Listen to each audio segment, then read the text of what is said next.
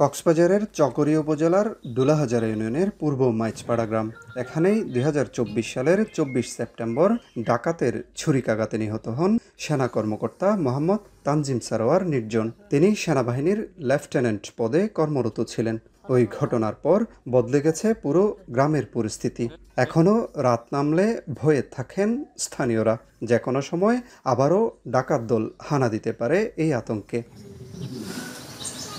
সেদিন রেজাউল করিম নামে যার বাড়িতে ডাকাত দল হানা দিয়েছিল, সেই পরিবারের সদস্যরা এখনও শিউরে উঠেন ঘটনাটি মনে করে। আমাদের বাড়িতে ৬ জন ধরছিল। তানজির স্যার একটা মার্ডার হয়েছে ডাহাতে, ওনাকে ছুরি মারছে, গুলি মারছে। উনি ডাক্তার হাসে নিয়ে যাইতে যাইতে মারা গেছে। এখনো বই লাগে, আবার ডুববে মনে হয়, আবার ডুববে মনে হয়, এরকম বই লাগে আর কি। পূর্ব মাইজপাড়া ও আশপাশের গ্রামবাসীরা জানান, সন্ধ্যার পর অতি জরুরি কাজ ছাড়া ঘরের বাইরে বের হন না তারা। অধিকাংশ ডাকাতের বসবাস পার্শ্ববর্তী রিজার্ভ পাড়ায় বলে দাবি স্থানীয়দের। ঘটনার সঙ্গে জড়িত সবাইকে গ্রেপ্তার ও দৃষ্টান্তমূলক শাস্তির দাবি তাদের। সবাই আতঙ্কে আছে, কেউ বাইর হইতে চায় না বাড়ি থেকে। ৮টা-৯টা বাজলে এখানে একজন লোকও থাকে না ভয়ে।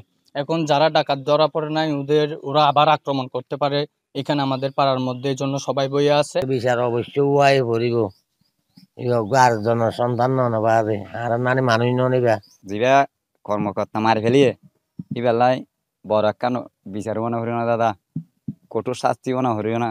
মামলায় এরই মধ্যে ৪৪ জনের সাক্ষ্য গ্রহণ শেষ হয়েছে। বিচার প্রক্রিয়া প্রায় শেষ পর্যায়ে এলেও অভিযোগ উঠেছে আদালত কক্ষেই আসামিরা প্রকাশ্যে সাক্ষীদের হুমকি দিচ্ছেন। আমরা সত্য সাক্ষী দেওয়াতে ওই মেম্বার আমার উপর আজকে গত 3 দিন আগে আমার উপর হামলা করে। আমি নিরাপত্তাহীনতায় ভুগতেছি। আমি সেনাবাহিনীর সহ এবং উচ্চ পদস্থ কর্মকর্তার কাছে আমি নিরাপত্তা এবং আমার পরিবারের আমার ব্যবসা বাণিজ্যের নিরাপত্তা চাচ্ছি। আমি নিরপেক্ষ সাক্ষী যখন কোর্ট উপস্থাপিত করি আমরা, তখন তাদেরকে সে প্রকাশ্যে একেবারে কোর্টে এজলাসে কয়েকবার হুমকি দেয়, দুর্দর্শ ডাকাত হেলাল সে এবং হচ্ছে যে জানে মেরে ফেলার হুমকি দেয়। এটা আমরা আসলে কোর্টকে পিটিশন আকারে জানিয়েছি। ঘটনার পর হত্যা ও অস্ত্র আইনে দায়ের হওয়া 2 মামলায় মোট 18 জনকে আসামি করা হয়। এর মধ্যে 12 জন গ্রেপ্তার হলেও বাকি 6 জন এখনও পলাতক। পুলিশ বলছে, হত্যার পর মামলাটিকে সর্বোচ্চ গুরুত্ব দিয়ে দ্রুত অভিযোগপত্র আদালতে দেয়া হয়েছে। আমাদের জেলা পুলিশ থেকেও যতটুকু আমাদের সাপোর্ট দেওয়ার আমরা সাপোর্ট দিচ্ছি, এই মামলা যেন বিচার নিশ্চিত হয়। একইভাবে আমরা যদি কোনো সাক্ষীর সুরক্ষা, তাদের যাতায়াত এবং তার বিষয়গুলো আমাদের দায়িত্বের মধ্যে পড়ে। আমরা এখনো পর্যন্ত এরকম কোনো সাক্ষী আমাদেরকে বলে নাই, তবে আমরা প্রত্যেকটা সাক্ষীর খোঁজখবর আমাদের আছে।